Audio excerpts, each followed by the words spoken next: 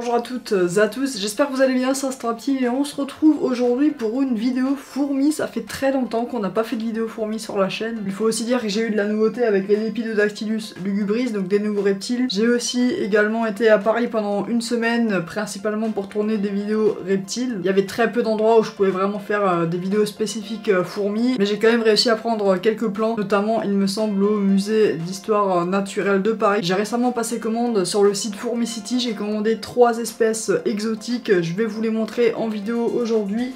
Alors petite explication, le colis est déjà ouvert, j'ai dû l'ouvrir, pourquoi? Tout simplement parce que j'ai pas pu tourner la vidéo le jour même où j'ai reçu le colis, du coup j'ai dû l'ouvrir pour pouvoir voir si tout se passait bien au niveau des fourmis, si j'avais vraiment tout. J'espère que vous allez comprendre du coup le fait que je fasse un unboxing que j'ai déjà malheureusement dû unboxer. Avant le début de cette vidéo, j'aimerais vous parler rapidement d'une chaîne qui le mérite vraiment, donc c'est Monsieur Zoom. Il fait des vidéos sur les fourmis avec des gros plans magnifiques sur les espèces qu'il maintient chez lui. Il nous explique un petit peu le développement de ses colonies, comment il les nourrit, tout ça. Il nous fait vraiment des plans magnifiques, j'adore sa chaîne, n'hésitez pas à aller vous abonner. Vous pourrez aussi retrouver chez lui, il me semble en plus, des vlogs sur les insectes, notamment sur les abeilles qu'il a fait récemment chez un apiculteur. C'était vraiment très intéressant et très sympa. Il doit tourner aux alentours des 700 abonnés, je crois, si je dis pas de conneries. Je suis vraiment pas allé vérifier depuis, mais franchement, allez-y les yeux fermés, je peux vous le garantir que c'est une très bonne chaîne. Parlons aussi de JM Hunt, ça fait très longtemps que j'en ai plus parlé sur la chaîne. JM Hunt qui fait de superbes vidéos, sa chaîne est en train de grandir de plus en plus et je suis vraiment content pour lui. Il vit en Argentine et du coup il a la chance et l'opportunité de pouvoir filmer des fourmis endémiques d'Argentine, des fourmis exotiques de là-bas. Pour lui du coup c'est pas de l'exotique, mais pour nous français c'est vraiment un truc de fou. Il va nous proposer des vlogs en extérieur où il va nous filmer un petit peu les fourmis qu'on peut trouver là-bas. Il va aussi nous montrer les colonies qu'il possède chez lui, ses fondations. Il va nous donner des petites astuces pour pouvoir les maintenir et je trouve ça vraiment très intéressant. Vous pouvez aussi retrouver le lien de sa chaîne en description. Allez, nous on se retrouve juste après le jingle pour passer du coup à l'unboxing du colis qui vient de Fourmi City. J'espère que ça va vous plaire, je vais tout vous expliquer dans les détails etc. Comment j'ai eu le colis, comment c'était emballé. Jingle! Je crois vraiment que c'est le pire lancement de jingle de tous les temps.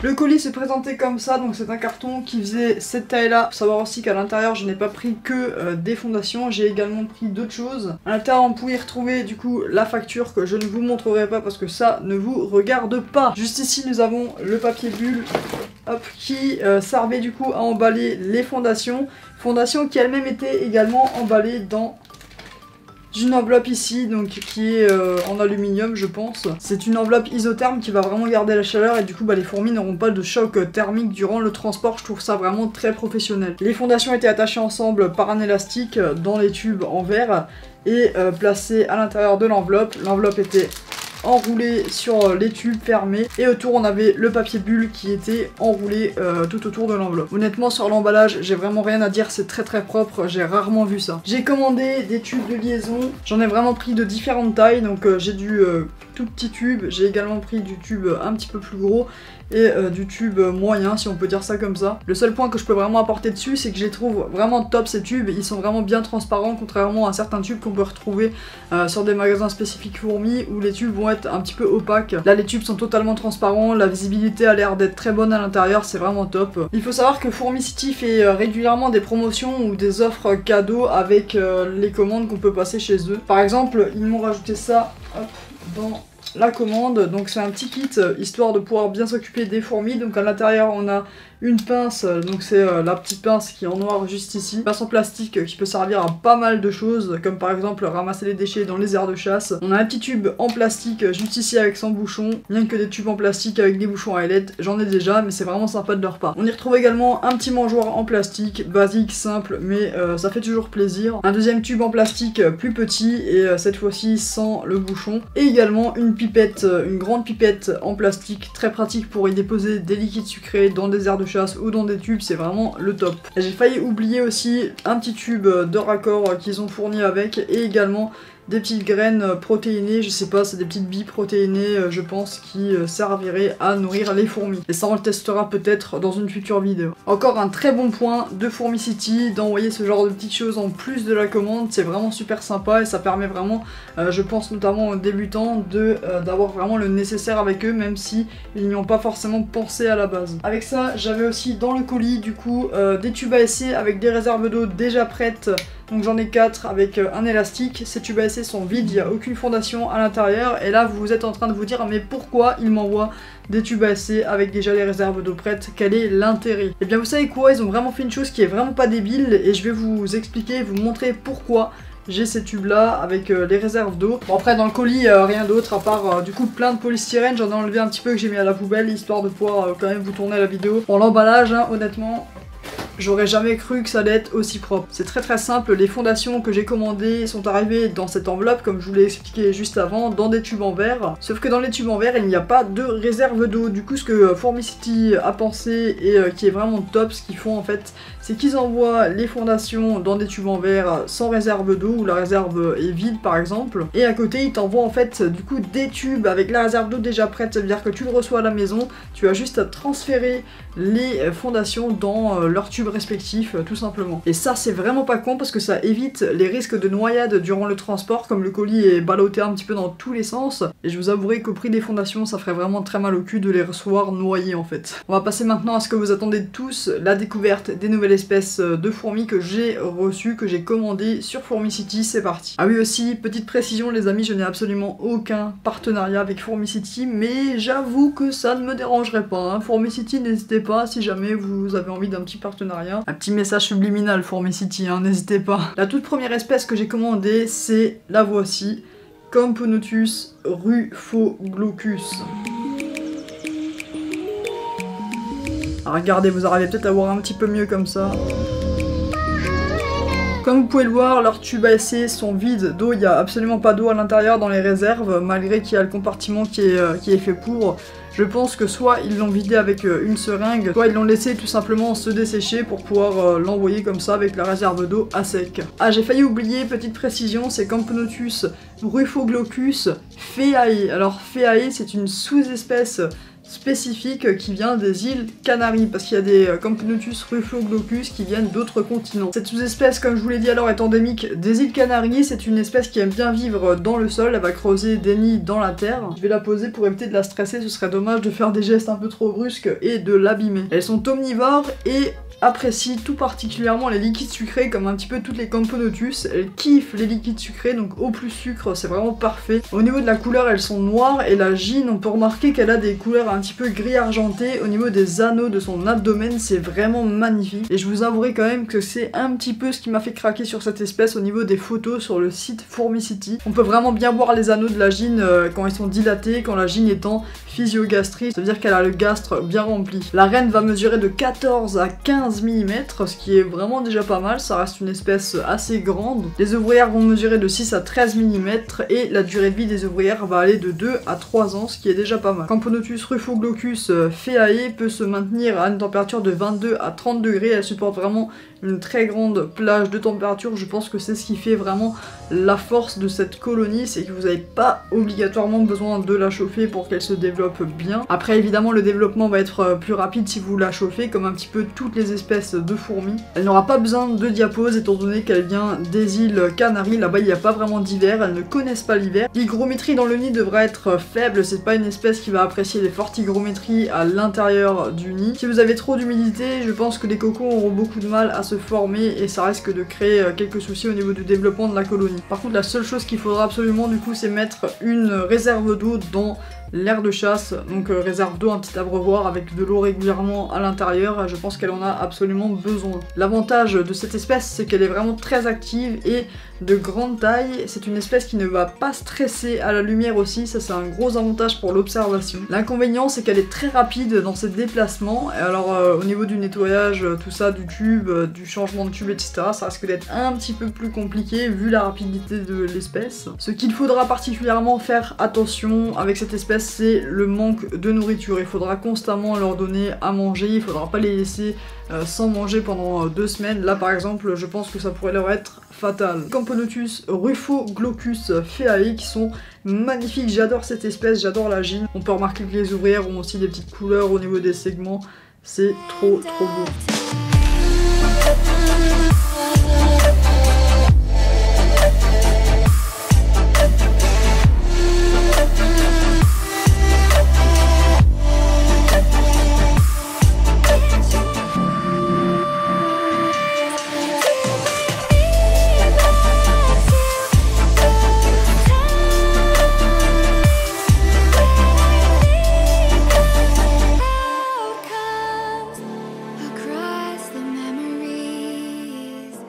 Et pour ceux qui se le demanderaient, je les nourris avec de l'eau plus du sucre et 2-3 gouttes de miel seulement. Je ne mets vraiment pas beaucoup de miel pour éviter que ça bouche en fait l'espèce de tube qui leur sert à aspirer la nourriture. Si on met trop de miel et que c'est collant, elles vont littéralement s'engluer la mâchoire et ça risque de vraiment pas être top. Allez c'est parti, espèce suivante. Cette espèce là, ça fait vraiment un petit moment que j'y réfléchis, que j'y pense à la prendre parce que je la kiffe vraiment, je la trouve vraiment belle. Elle a de très belles couleurs assez particulières. Je vous présente les Camponotus dolendus.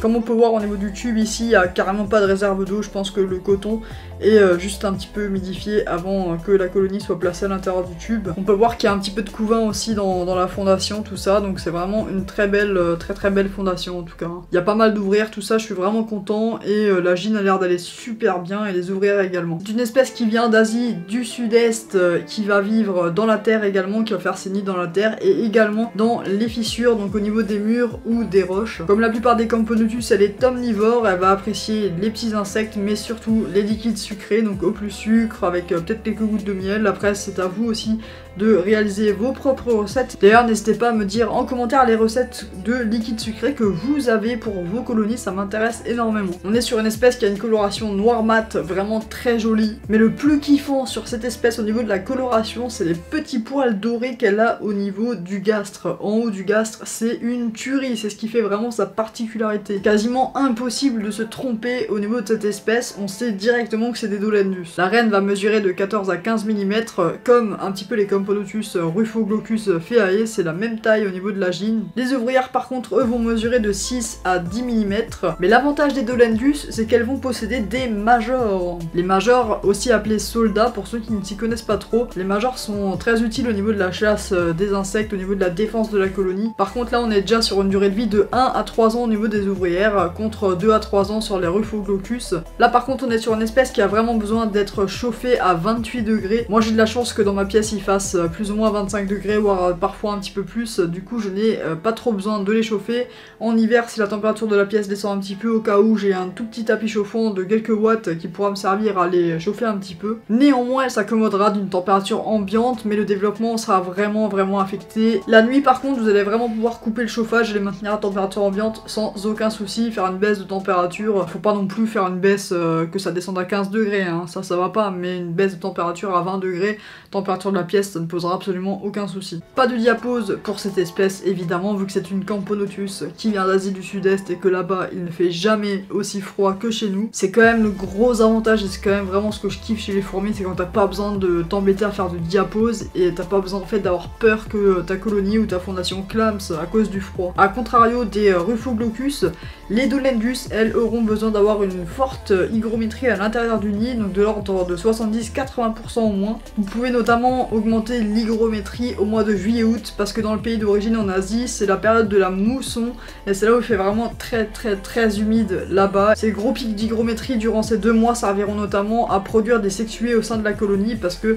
c'est ça qui va déclencher en fait le cyclage au niveau de la gine, qui va se dire bah tiens, je vais pondre cette fois-ci des œufs de sexués. Gros avantage aussi sur cette colonie, un petit peu comme les Rufos et les Phaedoles paedula.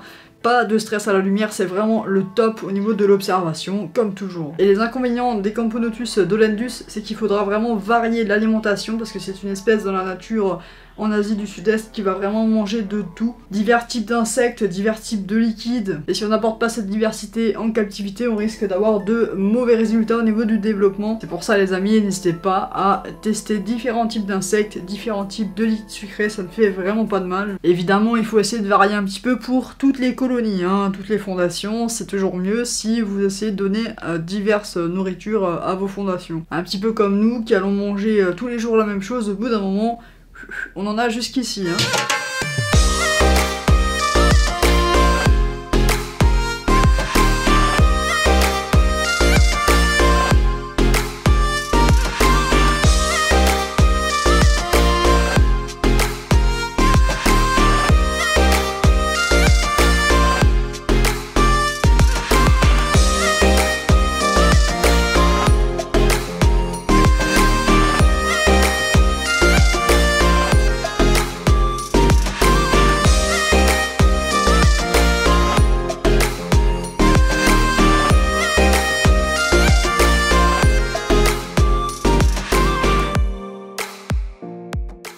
Et on passe désormais à la troisième espèce que j'ai commandée chez Fourmicity. Par contre là ça ne s'est pas trop passé comme prévu malheureusement. On est les amis sur Camponotus japonicus, regardez-moi ça. Malheureusement, comme vous pouvez le voir, la gine est retournée sur le dos, elle est morte, elle ne bouge plus. Quand j'ai reçu le colis, j'ai ouvert, j'ai regardé et la gine était un petit peu à l'agonie. Il y avait déjà une ouvrière ici qui était morte. Je pense tout simplement que la fondation n'a pas du tout supporté le voyage, que une ouvrière a clamsé et que la gine a clamsé quelques heures après. J'ai quand même essayé un petit peu de les nourrir avec du liquide sucré en espérant peut-être que la gine se retourne, mange un petit peu et peut-être que ça aide à ce qu'elle se remette en route et voir si ça irait peut-être pas un petit peu mieux avec un boost de liquide sucré. Mais malheureusement non, je pense que la gine est totalement perdue, elle ne bouge absolument plus et l'ouvrière morte également. Et bien c'est très simple, ça va me permettre aussi de tester du coup le service client de Fourmicity, voir s'il m'envoie une nouvelle fondation, voir s'il m'envoie bouler tout simplement, on verra. En tous les cas je vous tiendrai au courant s'ils m'en ont envoyé une nouvelle ou pas. Alors il est évident que Fourmicity vous allez être sympathique et m'en envoyer une nouvelle, non? Ouais, pas comme un certain autre site où j'ai pas eu du coup le service client tant attendu. Site d'ailleurs que je ne conseille absolument pas à personne. Bon, je vais pas donner de nom sur cette vidéo pour éviter de faire de la diffamation ou quoi que ce soit, mais la plupart d'entre vous savent très bien de quel site je veux parler.